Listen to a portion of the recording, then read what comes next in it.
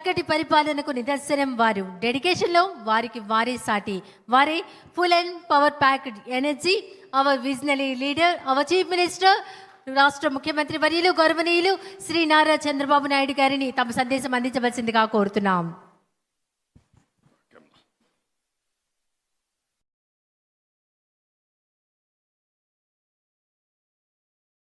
గౌరవనీయులు, ఈరోజు ఎంతో ఉత్సాహంగా అయ్యన్న పాత్రుడు గారిని నేను చాలా రోజులు చూశాను, కానీ ఈరోజు ఎక్స్ట్రా ఎనర్జెటిక్గా కనపడుస్తున్నాడు. చాలా ఉత్సాహంగా ఉన్నాడు. మనిషిలో ఒక సాటిస్ఫాక్షన్ ఉంది, ఒక మంచి పని చేశామని. అలాంటి గౌరవ శాసనసభ అధ్యక్షులు అయ్యన్న పాత్రుడు గారు, మిత్రులు గౌరవనీయులు డిప్యూటీ సీఎం పవన్ కళ్యాణ్ గారు, సరే ఎన్టీ రామారావు గారు ఆ రోజు ఏ డైలాగ్ అది చెప్పాడో డైలాగ్స్లో మాత్రం ఎక్కడ రాజీ పడలేదు. రఘురామకృష్ణరాజు గారు చాలా బ్యూటిఫుల్గా చాలా నిండుగా చెప్పగలిగాడు. ఆయన చూసినప్పుడు మళ్ళీ ఎన్టీ రామారావు గారి డైలాగ్స్ మనకు గుర్తొచ్చే పరిస్థితి వచ్చింది. పయ్యావుల కేశవ్ గారు ఎప్పుడు కూడా ఫైనాన్స్ మినిస్టర్స్ ఏదైనా చెప్తే దానికి అడ్డంకులు పెడతా ఉంటారు. అందుకే అయ్యన్న పాత్రుడు గారు చెప్పారు, అడ్డంకులు పెట్టకుండా డబ్బులు ఇచ్చారని. వారిని కూడా మనస్ఫూర్తిగా అభినందిస్తూ, ఇంతవరకు నా జీవితంలో చాలా ఈవెంట్ చూశాను, కానీ 45 సంవత్సరాలుగా చాలా కార్యక్రమాలు చేశాం. మన నాయకుడు ఎన్టీ రామారావు గారు ఉన్నప్పుడు చేశాం, అంత మునుపు చేశాం, నేను ముఖ్యమంత్రిగా చేశాను. ఈరోజు మీ టాలెంట్ చూసిన తర్వాత ఎక్స్ట్రాడినరీ పర్ఫార్మెన్స్ నా జీవితంలో ఎప్పుడూ చూడలేదు. మీకు ఇన్ని టాలెంట్స్ నాకే అర్థం కాలేదు. Mind boggling. పవన్ కళ్యాణ్ గారు కూడా ఆయన సినిమాలు ఎంటర్టైన్మెంట్, కానీ ఆయన సినిమాల్లో కూడా ఆయన ఇంత ఎంటర్టైన్మెంట్ వచ్చి ఉండదు. ఈరోజు అదుర్స్ మామూలు కాదు.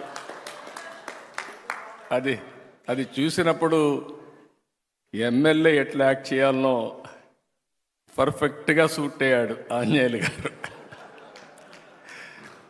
సరే, మా విష్ణుకుమార్ రాజు గారు యాజ్ యూజువల్ మీరు ఎప్పుడు ప్రమోట్ చేస్తారో నాకు తెలియదు. 4 పిల్లలు,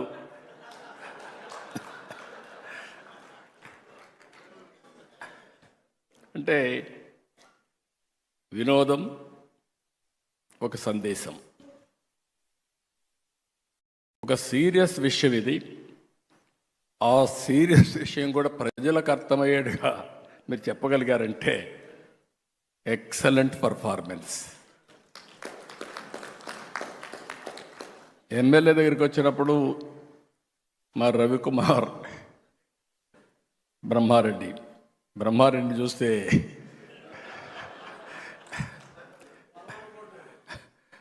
ఒక పక్క కార్యకర్త ఏమడుగుతాను అట్నే అడిగాడు. ఆంజనేయులు ఎమ్మెల్యేగా ఎట్లుండాలి అట్నే ఉన్నాడు. ఇప్పుడు ఈ రోజులు ఎమ్మెల్యే కదా, అది పాత రోజులు ఎమ్మెల్యే. ఇకపోతే ఈశ్వరరావు నాకు అర్థం కాలేదు, విజయ్ కుమార్ వాళ్ళిద్దరిది. ఎప్పుడు ఈశ్వరరావు ఇంత ఇదిగా నేను నవ్వలేదు, నవ్వు ఆపుకోలేకపోయాను, కంట్రోల్ చేయడం కూడా నా వల్ల కాలేదు. Extraordinary performance. మీ ఇద్దరికి మనస్ఫూర్తిగా అభినందన, ధన్యవాదాలు. అంటే వెరీ సింపుల్. మీరు ఇదే మాదిరిగా ఉంటే కానీ అందరూ ఉంటే హాస్పిటల్స్ అవసరంలా, ఆరోగ్యంగా ఉంటాం, అందరం ఆనందంగా ఉంటాం, స్ట్రెస్సే ఉండదు. మా సత్యకుమార్కి పనే ఉండదు, హాస్పిటల్లో మందులే అవసరం లేదు, ఆ డబ్బులు కూడా వినోదం కోసం ఖర్చు పెడతాడు. అందుకే అడుగుతున్న పయ్యావుల కేశవ్ గారిని,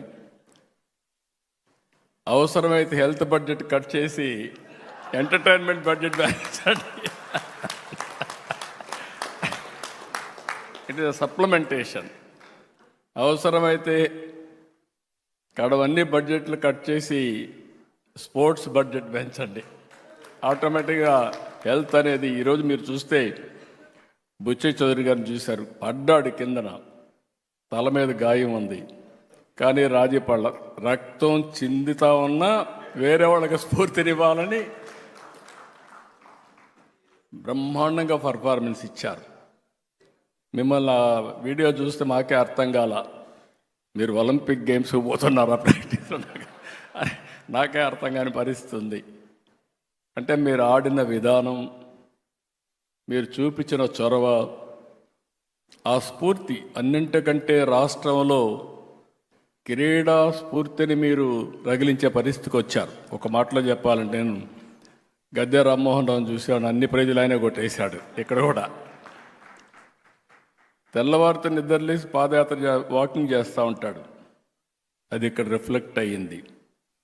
అదే మరి మహిళలు అయితే అందరూ కూడా పోటీ పడ్డారు, కొద్దిగా ఎంటర్టైన్మెంట్లోనే తక్కువగా ఉన్నారు.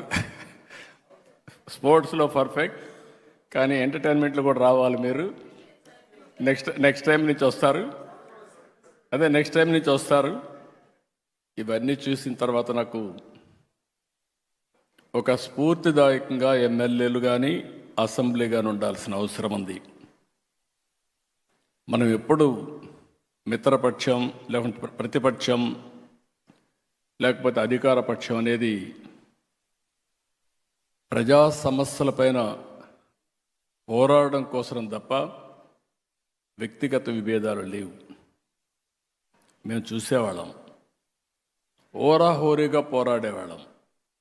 బయట వస్తే పక్కనే లాబీకి వస్తానే ఆప్యాయంగా పలకరించుకునేవాళ్ళం.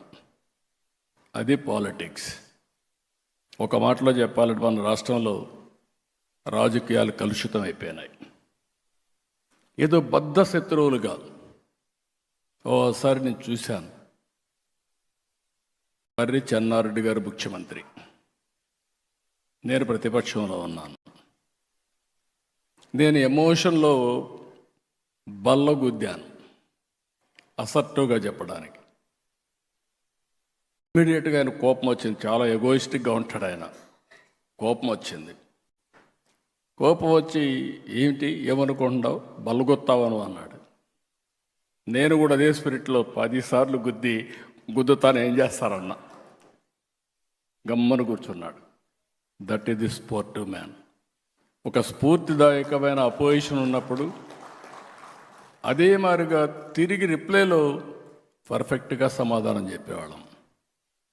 ఒక వ్యక్తి ఎప్పుడైనా సరే పార్టిసిపేట్ చేసినప్పుడు, ఆర్గ్యుమెంట్ చేసినప్పుడు మీరు సమర్థవంతంగా దాన్ని తిప్పికొట్టడం కానీ, వాస్తవాలు చెప్పడం కానీ. ఈరోజు మనందరం ఒక విషయం గుర్తుపెట్టుకోవాల్సిన అవసరం ఉంది. అసెంబ్లీ అనేది ప్రతిపక్షాలకు జవాబుదారీతనం కాదు, ప్రజలకు జవాబుదారీతనం. ఆ విషయం మనందరం గుర్తుపెట్టుకోవాల్సిన అవసరం ఉంది. అసెంబ్లీలో మనం మాట్లాడే ప్రతి మాట రాష్ట్రం మొత్తం వెళ్తూ ఉంటుంది.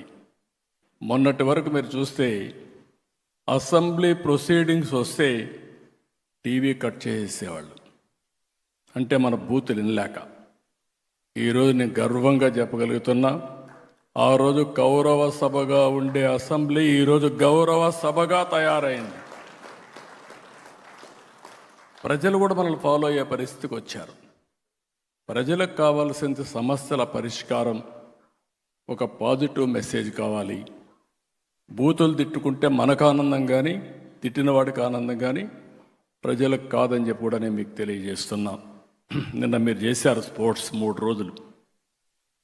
మీరు ఇక్కడ స్పోర్ట్స్ ఆడిన విధానం మీరు చూస్తే రాంప్రసాద్ రెడ్డి కానీ స్పోర్ట్స్ డిపార్ట్మెంట్కి కానీ ఇంక ప్రమోషనే అవసరంలా. ప్రతి ఒక్క ఎమ్మెల్యే ఈ విధంగా ఆడుతున్నాడు అని అనుకుంటే మనలో అభిమానించే ప్రజలు కూడా స్పోర్ట్స్లో భాగస్వాములు అవుతారు. ప్రతి ఒక్కరు కూడా గుర్తుపెట్టుకోవాల్సిన అవసరం ఉంది. లైఫ్ లాంగ్ స్పోర్ట్స్ అనేది జీవితంలో ఒక మేజర్ కార్యక్రమంగా ఉండాలి.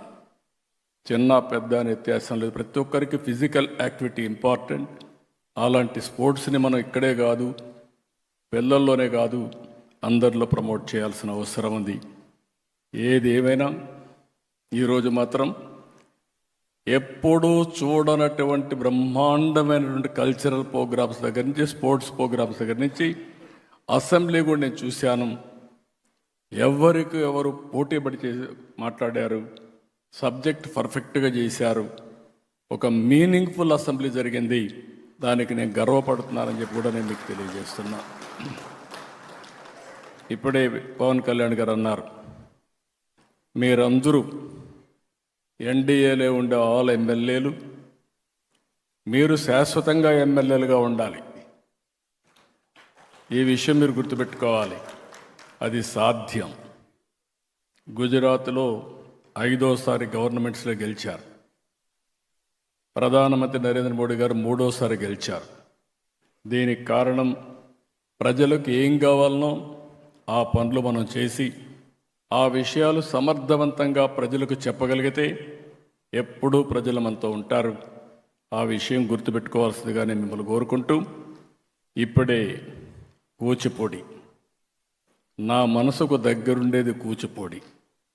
ఎందుకు నేను ఈ మాట వాడుతున్నానంటే తెలుగు వారి యొక్క వారసత్వం కూచిపూడి. నేను అందుకే కూచిపూడి మీరు చూస్తే ఆ గ్రామాన్ని డెవలప్ చేసి ఆ ప్రాంగణాన్ని బ్రహ్మాండంగా డెవలప్ చేసి ప్రపంచంలో ఎవరైనా సరే కూచిపూడికి వచ్చి ఆ స్ఫూర్తిని తీసుకొని ఈ కూచిపూడి ప్రపంచం అంతా వెళ్ళాలని నా ఆలోచన. ఈరోజు నేను మనస్ఫూర్తిగా ఈ పిల్లల్ని అభినందిస్తున్నా, వాళ్ళ మాస్టర్ని అభినందిస్తున్నా. అయ్యన్న పాత్ర గారు చాలా హ్యాపీగా చెప్పారు. నేను కూడా మిస్ అయ్యాను, కానీ తప్పకుండా ఆ వీడియో చూస్తా. రేపు ప్రధానమంత్రి గారు వచ్చినప్పుడు వీళ్ళ ప్రోగ్రాం ఉంటుందని చెప్పి కూడా నేను మీకు తెలియజేస్తున్నా. ఎందుకు నేను ఈ మాట వాడుతున్నానంటే కూచిపూడి ప్రపంచం మొత్తం తీసుకెళ్ళాలి. మనకు 2 వారసత్వాలు ఉన్నాయి. ఒకటి వెంకటేశ్వర స్వామి, రెండోది కూచిపూడి. Is our culture. అది మన వారసత్వ సంపద. ఈ 2 కూడా తీసుకుపోవాల్సిన అవసరం ఉంది. ఏది ఏమైనా మళ్ళీ చెప్తున్నా, ఈరోజు నా జీవితంలో నేను ఎంటర్టైన్ చేసిన విధానం చూసిన తర్వాత నా లైఫ్లో ఎప్పుడు కూడా నేను చాలా రిజర్వ్డ్గా ఉంటానని చెప్పి అనుకునేవాళ్ళు.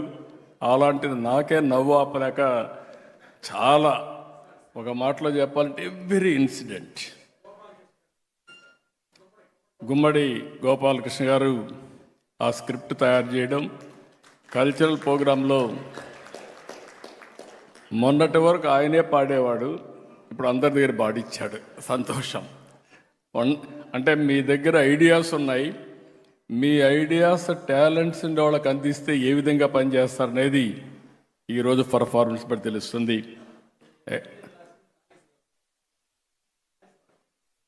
ఇంకొక పక్కన ఆ టీం అంతా కూడా ఎక్కడికక్కడ అందరినీ చూస్తే ప్రాక్టికల్గా రాశారు. స్క్రిప్ట్లన్నీ ఒక మెసేజ్ కింద చేశారు. ఎన్డీఏ ప్రభుత్వం ఏదైతే అనుకుంటున్నామో దానికి అనుగుణంగా మీరు చెప్పగలిగారు. దీనికి మళ్ళీ అందరిని అభినందిస్తూ, ఒక మాటలో చెప్పాలంటే నెక్స్ట్ ఇయర్ కూడా పెట్టమంటున్నారు అయ్యన్న పత్రుడు గారు. నెక్స్ట్ ఇయర్ కూడా పెడతాం. దీనికంటే బెటర్గా చేస్తామని మాకు అష్యూరెన్స్ ఇస్తే ఎన్నిసార్లైనా పెట్టచ్చు మీరు. అలాంటి వండర్ఫుల్ ఈవెంట్ ఇది. Excellent. Congratulations. All the best. Excellent performance. Hands off to you. Thank you అనడం. ధన్యవాదాలండి. ఇప్పుడు గౌరవ ఆర్థిక మరియు ప్రణాళిక వాణిజ్య పన్నులు శాసన వ్యవహారాల శాఖ మంత్రి వర్యులు శ్రీ పయ్యావుల కేశవ్ గారిచే ముగింపు ఉపన్యాసం వందన సమర్పణ చేయవలసిందిగా కోరుతున్నాం.